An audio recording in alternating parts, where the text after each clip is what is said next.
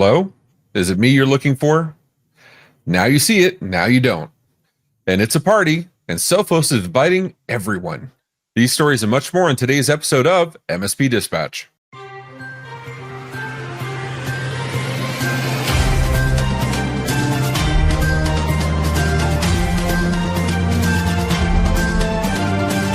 Today's episode of MSP Dispatch is brought to you by CyberDrains Capture the Flag, a CTF oriented at system administrators and engineers instead of cybersecurity experts. This event is designed to test the skills of everyone in the MSP space so that they can show off what they can do. Beginning February 14th, 2023 with no cost to enter, anyone anywhere in the world is welcome to join, up to 1,000 players. And to get an idea of the amazing prizes up for grabs, take a look at last year's awards, including a streamer starter pack, a PS5, a Nintendo Switch, and thousands of dollars in Amazon gift cards, plus more. Be sure to visit ctf.cyberdrain.com to register today. Good morning and welcome to the January 20th episode of MSP Dispatch, your source for news, community events, and commentary in the MSP channel. I'm Ray Orsini, joined as always by my co-host, Mr. Tony Francisco. How you doing, Tony? Excellent, my amazing co-host. How the heck are you doing today? Fantastic, dude. Fan-freaking-tastic. We got flashlights. Found out you got the same flashlight I do. you raid me. I was talking about this thing. Like, I got it. It's like, which is what I do to you all the time. All the time. You know, man, we love our flashlights, dude. You know what else I love? Because we haven't talked about it in a while. ChatGPT. So yeah, it's the gift that keeps on giving. It's like Elon and Twitter, but in a positive way, right? So what I love about ChatGPT is we keep seeing all of this stuff about like the ethics of it and credit and, you know, trying to weed out like, you know, the plagiarism.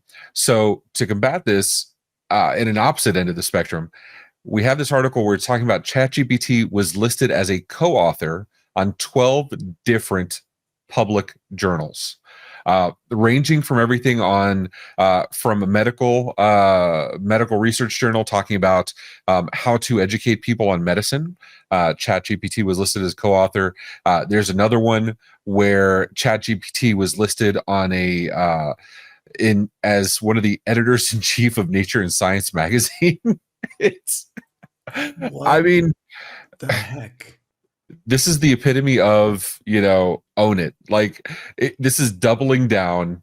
This is not, we're using ChatGPT and we're giving it credit and take it. Okay. So let's just say two things to that.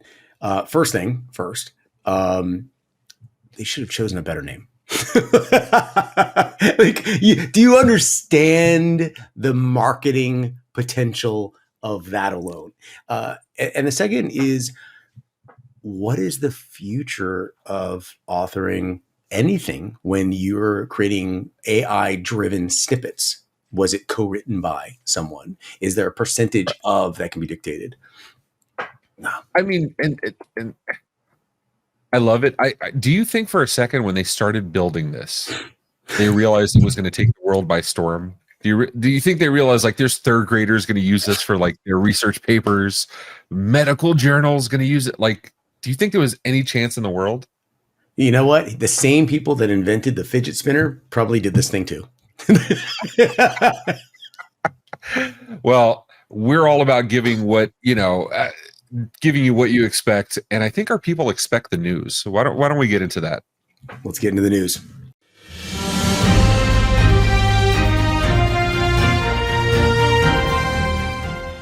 Jumping straight into my first story from darkreading.com. Cybercriminals are targeting the telco providers. Using a mobile device for multi-factor authentication has made telco providers the primary target for the bad guys. An ongoing SIM card swapping campaign by a Chinese threat actor called Scattered Spider is just the latest example of that trend. At least two instances where the threat actor gained that access, they use it to do SIM swapping, a process where the adversary essentially transfers one person's phone number into their SIM card. Attackers can then use this hijacked number to gain access to bank accounts or any other accounts that a legitimate user may have registered that phone number with on the new fraudulent SIM attacked card or SIM hijacked card. More recently, Bitdefender, huge props for Bitdefender and the MSP community, reported observing a Chinese threat actor targeting a telecom firm in the Middle East in a cyber espionage campaign. The attack carries the hallmark of a backdoor diplomacy, a known APT group with ties to China, says Danny O'Neill, the director of MDR operations at Bitdefender. The initial compromise used binaries vulnerable to side-loading techniques and likely involved an exploit in the proxy shell vulnerability in Microsoft Exchange Server, he says. Ray, let's connect the dots here. I've got two things to say. First things first, I want to point out that we're talking about the proxy shell vulnerability in Microsoft Exchange Server hosted. We've said that multiple times here on the MSP Dispatch. Get rid of host exchange, get rid of host exchange, get rid of host exchange. There's a company out there. What's that company that does host exchange? It has like 3 numbers and like a name. It's almost a 6 and a 5. Microsoft 359. That's the one. Okay, thank you. God. So get rid of host exchange. But I want to point out that people that are not following advice that we're giving here there's going to be consequences, not necessarily to them. You're causing for the betterment of the community as a whole, you're causing an impact if you're getting rid of, let's say, outdated operating systems, or you're updating your firmware, or whatever it may be. That's why we spread the news here the best we can. We're educating through exposure. And that one particular thing that we've talked about multiple times has literally led to, in this case, major espionage activity in other countries.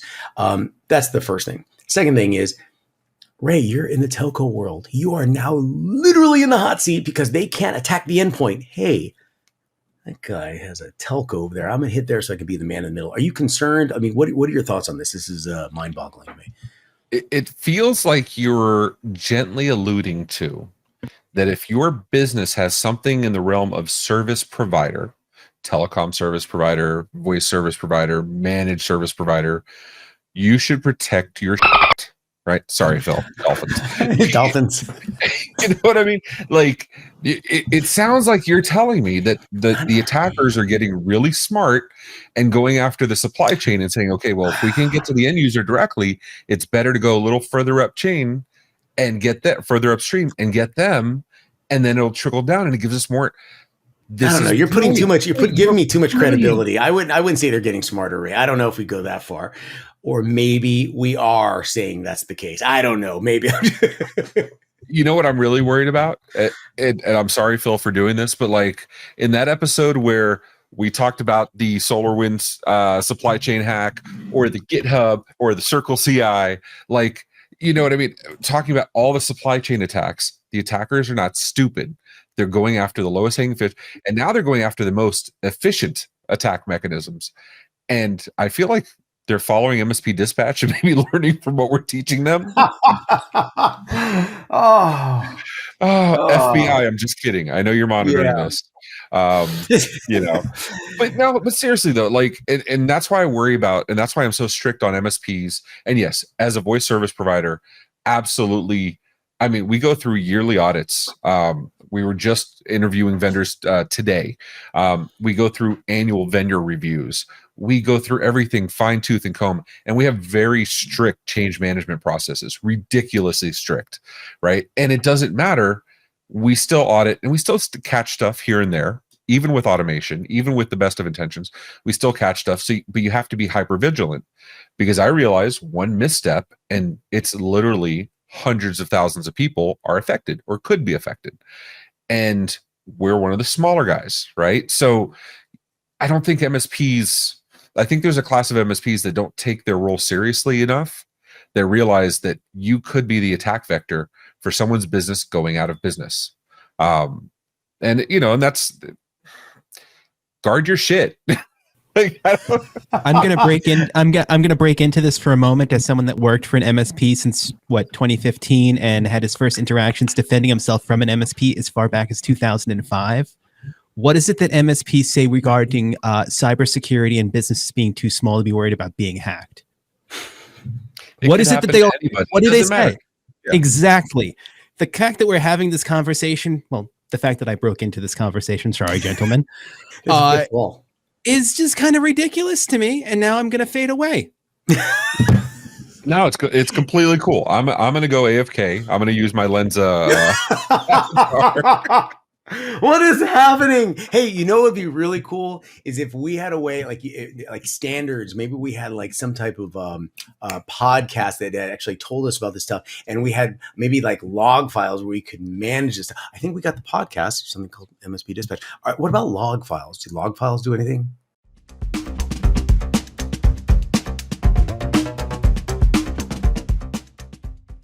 Well, that's our next story.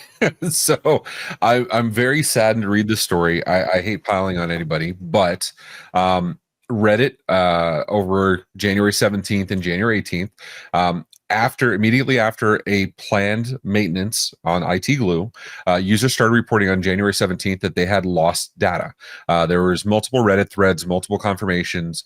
I want to be clear, we did reach out to Kaseya's EVP of marketing, and we also reached out to Nadir, who oversees ITGlue, to get their official response on it. Neither one had responded.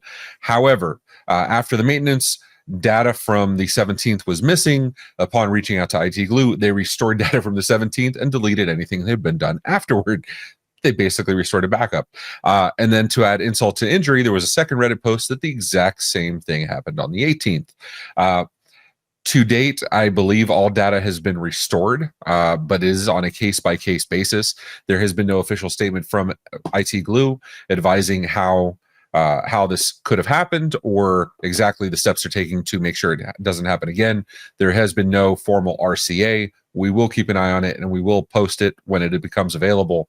But I bring up the story because ITGlue is a documentation platform and configuration management platform for MSPs. It is probably one of the top 3 most widely used documentation platforms that takes in stuff from your PSA, from your RMM, from your network data collectors like Avik and like everything else, and stores it in there. And on top of that, it is a central repository for data used to share to your own clients. Tools like MyGlue, MyConnect, and in many cases, sharing data between MSP organizations in the case of co-managed. So when there's a data loss, and this is not a small business use. This is tools that are used by MSPs from 1 user to 500 users. I mean, everything in between. The potential for data loss over 12 hours could be majorly business impacting. And it's scary that this data could disappear. Tony, not talking about ITGlue specifically, I don't want to pile on them. Yes, they've had their series. They've had a series of missteps, in my opinion, and that is personal opinion. That is not, I'm not speaking on behalf of anybody else. They've had a series of missteps, but I want to talk about the bigger issue here. When your vendor loses your data, and who was it? StorageCraft had this exact problem. Right? That they lost, it was like a month's worth of data. It was a ridiculous amount of data. Oh, you give me anxiety thinking about that again. Go ahead. Yeah. So this is not an ITGlue specific thing. They're just the one we're talking about today. So when your vendor that you rely on so heavily, what do? I know there's MSPs that do routine exports, daily exports that sometimes run slow. That's one of the bugs that has been ongoing. There's people that use the API to extract data, but you can't extract everything from ITGlue. Some of the data is still can't be extracted. So what do? How do you hedge against that? Okay, so this is where we circle back, and I know from the audience that we hear, we hear the comments from. I know you guys have heard this 1,000 times. Back when I started Host Exchange, there was no such thing as multi-tenant Host Exchange in 2003. Ta-da! It's now there. Thinking, hey, this will be kind of a cool, maybe a trendy thing. Turned out to be something. I was fascinated how quickly we created racks and racks and racks and racks of servers just to back up data. That's it. And we didn't charge for that because that was for our own internal sanity.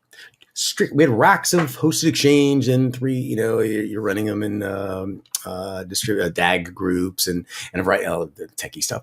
But we had entirely racks, just cabinets of disks. The cost of the hard drive failure alone was devastating. Like it was amazing. And we got the highest, basically we had really reputable drive manufacturers and we went through all the testing. until finally we just said, we can't do this anymore. We need to have another service that will basically say that they will back up. You can restore from their backup. Our job is to restore the functionality of the server itself. The loss of data is terrifying to any hosting provider, which is just a hair less terrifying than the down the complete outage of the service itself. So I want everyone to know core pillars. The service providers that you're referring to, that you have a subscription to, they are absolutely terrified. This keeps them up at night, every single night. But there are two completely separate pillars. Let them make sure that they're operational at all times. They're up and running. The power, ping, pipe, whatever is needed at the hosting facility is all taken care of.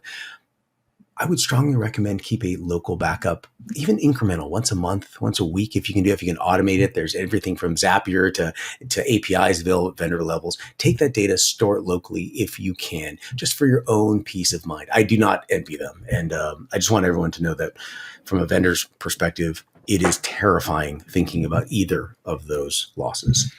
So before we get into the next story, I want to throw a curveball specifically because I know we're at time, specifically for the MSP audience watching this. So you take your data, you back it up in multiple places. Does that now increase your attack surface? Where's the middle ground? And I don't want to hear from you or me because we have our own opinions. I want to hear from the MSP audience. Hit us in the comments, hit us in the feedback. We want to hear from you, or go to our Discord. Go to the MMN Discord. It's in the Matt, I said it before you typed it. So hit us in the Discord so we can talk about it live and talk with hundreds of other MSPs that have the same conversations. And we want to know what you think. The link's in the show notes. Come talk to us. But for now, at least our edge is protected with our firewalls, right, Tony?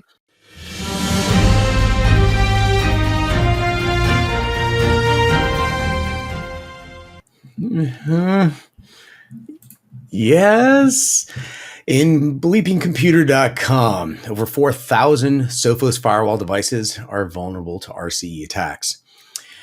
With Sophos disclosing the code injection flaw CVE 2022-3236 found in the user portal of web admin of Sophos Firewall in September, and also releasing a hotfix for multiple Sophos Firewall versions, which the official fixes were issued 3 months later, in December of 2022.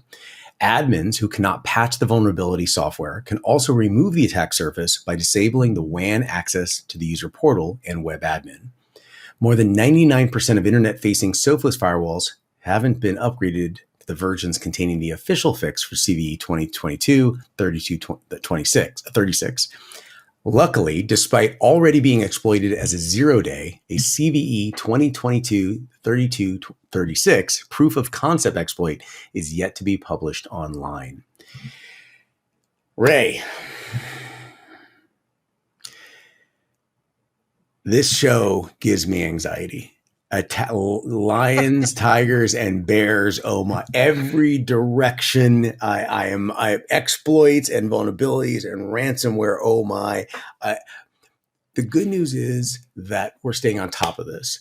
The better news is that the vendors, for the most part, are staying on top of this. The best news is that our audience comments on, this is what I do to take care of that. I love that.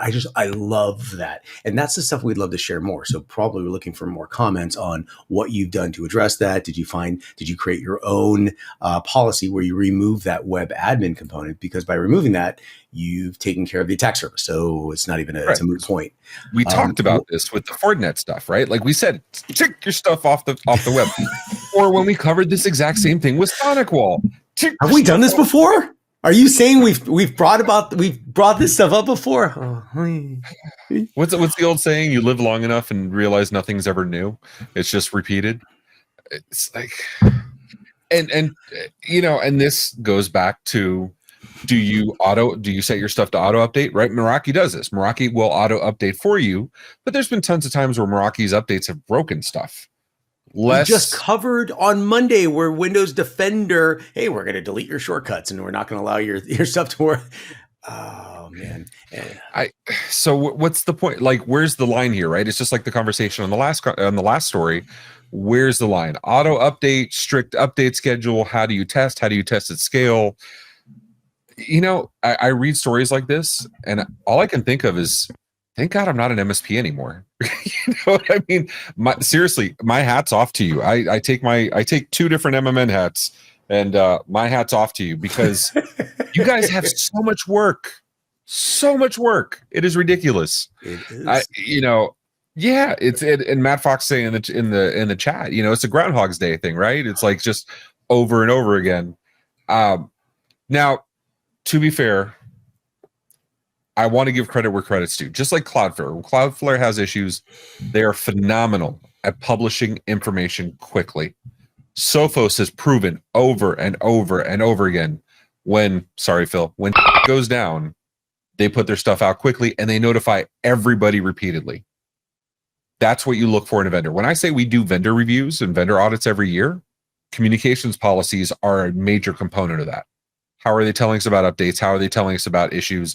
Do they have any written requirement to notify us of any leaks or any breaches or anything like that, which we do require. So, and maybe we do a segment one day on vendor accountability and vendor auditing. We can get somebody from, some kind of a compliance company. Actually, it's if you're watching this, Tech Bar was the night before, but we'll have a partner first coming up, I think in a couple weeks, with Tim Golden of Compliance Risk. January 25th, we'll have him on the partner first, and he covers compliance documentation. This is his hat. That's one of the hats I'm taking off to you guys. So, maybe we'll have a section. Let us know in the comments if you want to have that conversation. I think it's a nice idea. I don't know. Am I off base, Tony? Am I crazy? No, I've literally submitted into our little Dropbox thing that says, hey, maybe we should, instead of MSP Dispatch, MSP Groundhog Day. I'm just calling it because technically it's kind of the same. It is kind of the same. Or maybe, you know what? And I would love to say, like, we stop covering security stories. I know you and I would sleep a lot better if we just stopped paying attention. My therapist would be upset. He's like, well, why it's like, what am I charging for now, right? The Zoloft prescription would go down significantly. But the thing is, I look back at the previous comments we've gotten, the feedback we've gotten from previous episodes, where they said on Reddit, why are we finding this out from MSP Dispatch and not from the vendors themselves? I love that. So as long as you guys are listening, we'll keep reporting. But for now, Tony, let's get into some notables, man.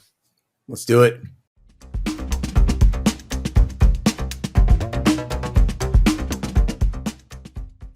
In my first notable mention, Amazon to close charitable program Amazon Smile, written by Addie Bink for The Hill.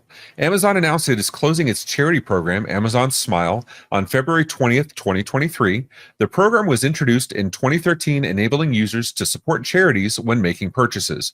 Through the program, the company would donate 0.5% of eligible purchases to shoppers' charity of choice, and according to its website, more than 1 million charities have benefited from Amazon Smile. In a letter to Amazon Smile customers, the company said that the program did not grow to create the impact it had hoped, and with so many eligible organizations, its ability to have an impact was often spread too thin. Amazon added that the charities affected by the program shutdown will receive a one-time donation worth 3 months of what they received in 2022. My second notable mention, ConnectWise kills support for GoZinta Mobius to QuickBooks. Starting March 23rd, 2023, ConnectWise will replace GoZinta Mobius to QuickBook Online integration with WiseSync. The new integration includes a real-time sync from ConnectWise to QuickBooks Online, personalized reporting dashboard inside WisePay, automatic payments, and automatic reconciliation of invoices with no lock-in contracts. GoZinta Mobius was previously licensed from GoZinta in 2013 and has recently been replaced with the deprecation of their SOAP API after ConnectWise purchased WiseSync last year. We reached out to GoZinta for comment. Responded back was Heather Johnson, Chief Operating Officer of GoZinta, and she said, ConnectWise is choosing to discontinue the discounted version of our product that they used to sell. We are going strong. We are a family-owned business that is dedicated to make this the best tool on the market. We have new features released every 2 months and recently released a white-labeled payment product. We are thankful to our customers and for the support they have and continue to give us. Anyone who wants to work with us can still get our product direct with our support at goesinta.com/Mobius.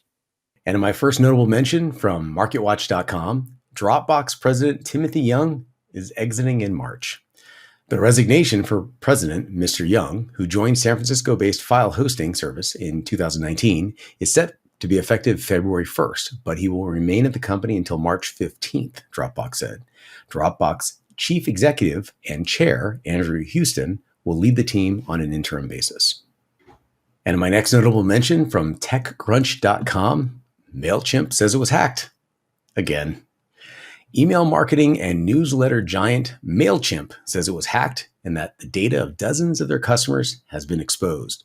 It's the second time the company was hacked in the past 6 months. Worse, this breach appears to be almost identical to the previous incident. The Intuit-owned company said in a blog post that its security team detected an intruder on January 11th, accessing one of its internal tools used by Mailchimp customer support and account administration, though the company did not say for how long the intruder was in its systems, if it was known. One of those targeted accounts belonged to an e-commerce giant, WooCommerce. In a note to customers, WooCommerce said it was notified by Mailchimp a day later that the breach may have exposed the names, store web addresses, and email addresses of its customers, though it said no customer passwords or other sensitive data was taken.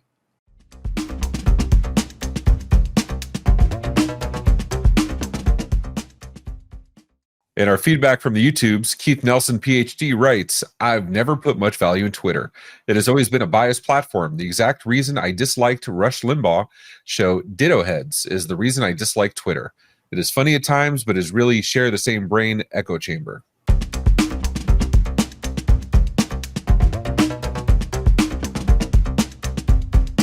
And jumping into community events, there are plenty of amazing upcoming events taking place across the community.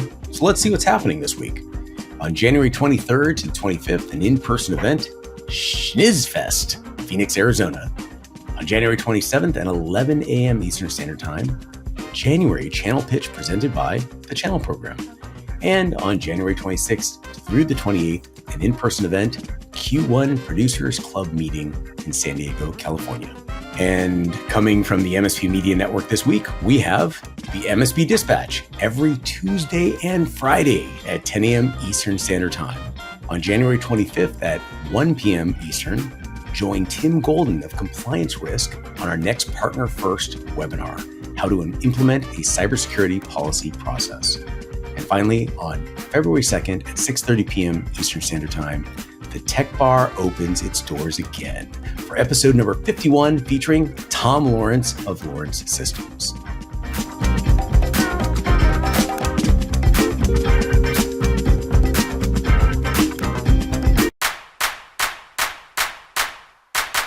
Hi, I'm Gavin Stone, otherwise known as Gavsto. I'm one of the admins for MSP Geek, and I want to see you at MSP GeekCon 2023. It's the premier conference focused on the journey of a technician, honing career, skill set trajectory, and how to prepare you for success. We'll be in sunny Orlando, Florida from May the 21st to the 23rd.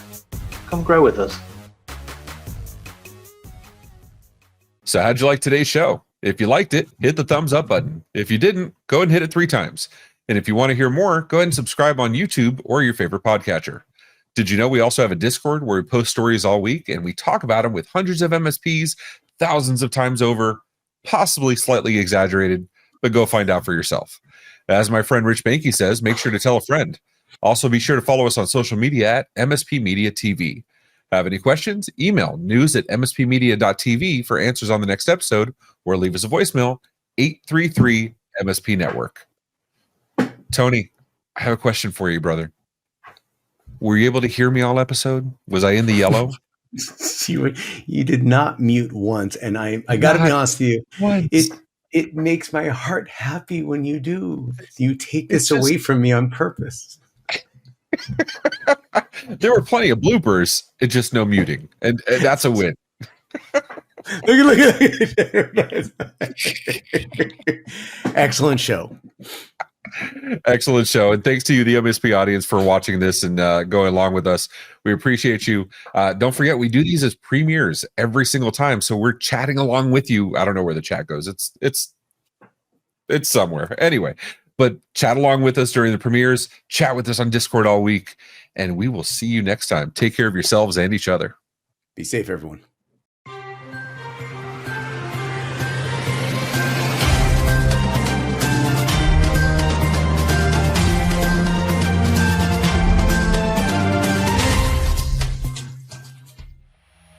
This has been a broadcast of the MSP Media Network.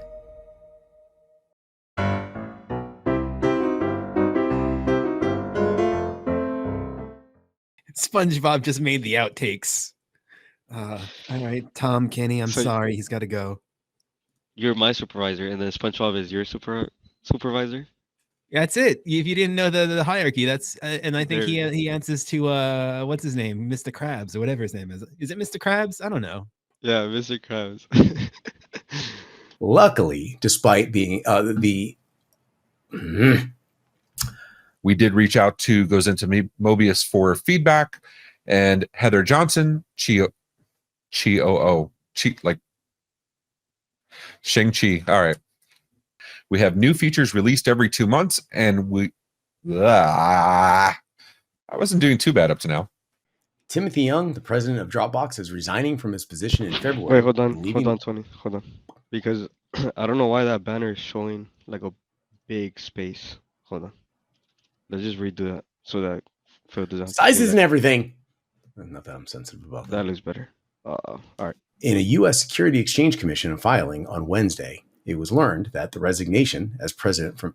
I got to redo it one more time. I know. I was doing so good. Ray, it's like virus, just... And then now I'm... Here we go. And in my first notable mention from MarketWatch.com, I can't even... .com. The resignation as president for Mr. Young, who joined in San Francisco-based...